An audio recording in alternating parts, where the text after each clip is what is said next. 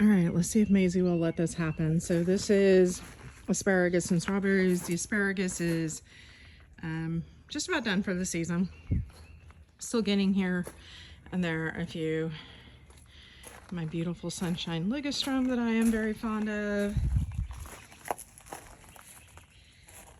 Yarrow, grass. So there's a bunch of yarrow through here. My goal is that eventually from this fence all the way to the end down there where the ligustrum ends, we'll have yarrow that comes up every year. Berries, we've got blackberries and raspberries. Blueberries over here. This one right here, this one, we thought had been dead, but this year it's having a great year, so everything's doing really well except for that twig on the end that doesn't seem to be interested in playing. More strawberries, and if you can believe, yes, there are strawberries galore in this overcrowded bed, and they've actually been pretty good so far this year. Early, but nonetheless, same here. This is the first really amazing blueberry bush. It won't be too much longer, it looks like, and I'll have to net it from the birds. My fun little I don't know, mushroom tree. Come over here. Got some cosmos. These are not necessarily getting watered. I'm testing to see if they really are as resilient as they claim. Little close-up joy for you right there. Maisie's ball, and another ball, and the ligustrum, or excuse me, the molly grass. The pine straw needs a really good rain. Mint, garlic, walking onions. The onions are struggling, but you know, it's their first year here. All kinds of stuff in here, peppers and such. Celosia. Super excited about this stuff. It's variegated, this one is, and it's actually behaving like a variegated. So super excited. Variegations are hard in plants, especially when they're bred. Lisianthus, all the tall stuff is the stuff that I cut back last year and just left there. So I'm curious to see if I actually get flowers. And then this is the new stuff. Yeah, I bought it. I didn't get, my seeds didn't do anything. Carrots that will probably only be chimichurri green carrot tops. Dianthus in the back. Gazania over here. More dianthus in the middle.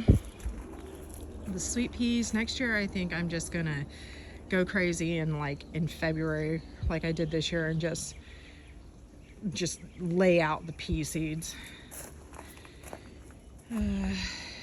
Got moonflowers and morning glories in here, squashes and such.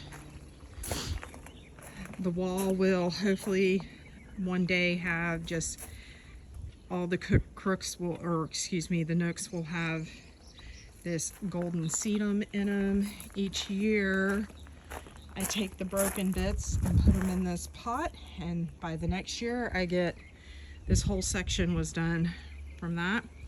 So yeah, let's see, obviously petunias. These are all dahlias. Celosia, don't remember. More petunias and creeping Jenny, petunias, xeranthemum, more petunias. This is aster. Remember last year when these had all the pink polka dot flowers in them? They've self-seeded, so we might get some more in those yet. This is all the same as on the other side. Celosia, have you noticed I like celosia? Tomatoes, tomatillos, bush beans. Cosmos, here's some joy for you.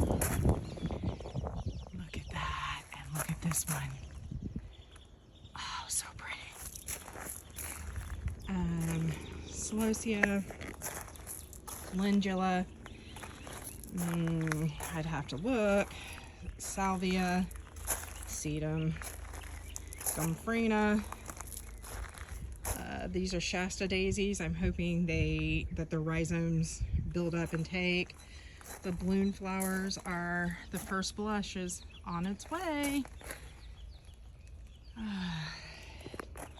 Hyacinth beans, moonflowers, morning glories in the back. Asiatic, I think they call, no, oriental lily and hyacinth beans. The traveling bird bath. Maisie really likes it there. And here I have some very slow growing Brooklyn cauliflower, but it's shaded, so maybe miracles have been known to happen. In the chimney pot, I threw in some viola seeds recently. Gomphrena. This is a new one for me. This is the one I showed you that is the puffballs. Look, the first one's starting to pop out. The gazebo, which is not new, but we did finally put proper furniture in there. Star jasmine on the trellis in the back. The hosta, the hydrangea, we'll get one bloom out of that and it'll just be too hot. Over here, some more celosia because you can't have too much celosia. Here we have our beautiful blood something maple. This just has so much in it. I'm always amazed at how much this is willing to give for such a small spot. It's got morning glories, it's got nasturtiums, it's got 4 o'clocks, it's got, I don't know, it's got all the kinds of things in it. Those are some orphan zinnias. The wisteria is still beautiful and green, but it's almost done blooming, it looks like. And then we come back here. And this is the greenhouse, which is an absolute disaster. This is just a utilitarian space. That's why this is here, to block that and an excuse to grow more flowers, right? We come back here. And this is my cutting garden. Let's see. We've got cosmos, cosmos, cosmos. You can't have too many cosmos. I'm one of those people. These are red sunflowers, white sunflowers, teddy bear sunflowers, zinnias, zinnias, and more zinnias. You can see these are called Oklahoma carmine, and they're starting to bloom. I'll give these a snip because they need to get some more height on them before they really get to doing much that's impressive. And that's that.